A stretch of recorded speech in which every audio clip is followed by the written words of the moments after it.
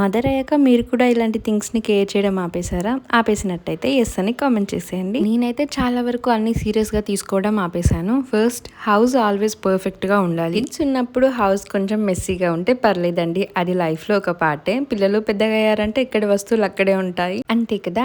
ఇంకొకటి, అందరూ నన్ను లైక్ చేయాలి అని అందరి అప్రూవల్ కోసం నన్ను నేను మార్చుకోవడం ఆపేశాను. మీరు కూడా ఇది ఆపేసేయండి.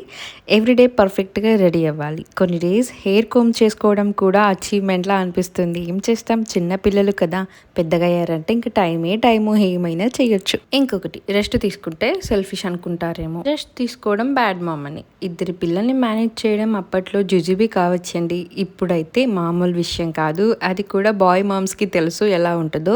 నాకు 2 C-sectionsే కాబట్టి నా హస్బెండ్ ఆఫీస్ నుండి రాగానే 1 hour నాకు రెస్ట్కి టైం ఇస్తాడు. పడుకొని లేసానంటే ఇంకా యాక్టివ్గా పిల్లలతో ఆడుకుంటాను. లాస్ట్ ఏంటంటే ఓవర్ థింకింగ్. ఇదైతే నేను నా లైఫ్లో నుండి తీసేసాను. ఎందుకంటే ఇప్పుడు నాకు 2 పిల్లలు, వాళ్ళు ఏమనుకుంటారు వీళ్ళు ఏమనుకుంటారు అని టైం వేస్ట్ అస్సలు చేయను. ఓన్లీ నా పిల్లలు హస్బెండ్ హ్యాపీ ఉన్నారా, ఇంతే నాకు కావాల్సింది, అంతే.